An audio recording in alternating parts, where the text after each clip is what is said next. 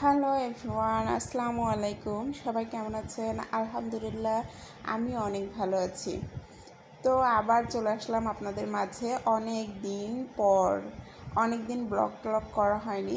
তো আজকে ভাবলাম যে আজকে না, বেশ কিছুদিন ধরে ভাবছি যে আবার নতুন করে শুরু করব, নতুন একটা চ্যালেঞ্জ নিব। তো পুরনো পেজ থেকেই যেহেতু সব কিছু রিচ এঙ্গেজমেন্ট সব ডাউন, তারপরেও ভাবলাম যে মনে একটা সাহস নিলাম যে করি। এর ভিতরে অনেক বিজি ছিলাম, যে কারণে আর পেজে আসতে পারি নাই।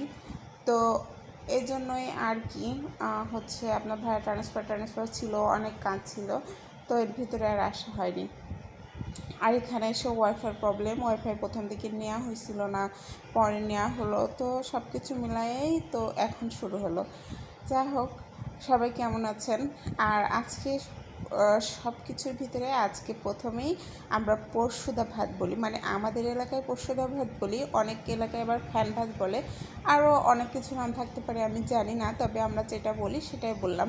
তো পরশুদা ভাত নিয়ে চলে আসলাম। আপনার ভাই অনেকদিন ধরে বলছে যে আমি পরশুদা ভাত খেতে চাই, তো সেই জন্যই মূলত আমি এই ভাতটা রান্না করতে চাচ্ছি। আর রাত্রে বললাম আচ্ছা তোমাকে আমি আজকে সকালে পরশুদা ভাত খাওয়াবো।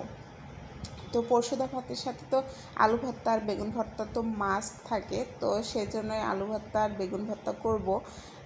তো হচ্ছে ভাতটা রান্না করলাম, মানে মূলত যে ভাতটায় ফ্যান ফ্যান অবস্থায় থাকবে, মানে ভাত হওয়ার পরে একটু আঠালো অবস্থায় ফ্যান রেখে যেটা নামানো হয় সেটাকেই পরশুদা ভাত বলে। তো আমি ভাতটা করে ওর ভিতরে একটা আলু দিয়েছিলাম সিদ্ধ, তো সব বেগুন পোড়ালাম। আর বেগুন পোড়ানোর নিনজা টেকনিক তো আপনাদেরকে দেখালাম, তো ওইভাবে আপনারা করবেন। যাদের বাসা বাড়িতে থাকে অনেক সময় তার থাকে না, তো তাদের জন্য এটা। তারপরে এই তো আমি ভর্তা করছি, ছালটাল সব ভেজে এগুলো রেখে আমি ভর্তাটা করে নিলাম। প্রথমে আলু ভর্তা করলাম, তারপরে এই যে দেখছেন বেগুন ভর্তা করতেছি। এবার বেগুন ভর্তা হয়ে গেলে আমরা সব কিছু গোছগাছ করব। আপনার ভাইয়েরও অফিসে যাওয়ার সময় হয়ে যাচ্ছে, এদিকে আমার খুব তাড়াহুড়া, তো সেই জন্যই মূলত এত তাড়াহুড়া করতেছি। যদি কোনো কিছুতে প্রবলেম হয় অবশ্যই আমাকে জানাবেন। এই তো আমরা খাবার কাছে চলে এসেছি। আপনার ভাইয়া বসে পড়েছে। ভাত, এই যে বেগুন ভর্তা, আলু ভর্তা আর বাসি তরকারি ছিল, যেটা বাসি তরকারি দিয়েও পরশুদা ভাতটা অনেক ভালো লাগে। তারপরে তো আমি নিচ্ছিলাম একটা ছোটো থালাতে নিয়েছি।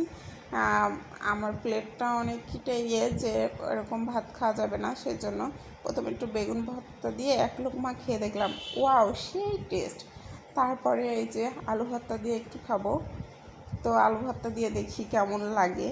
তো আলু ভর্তা দিয়েও অনেক মজা লেগেছে। তো এভাবে সবাই রান্না করে খাবেন।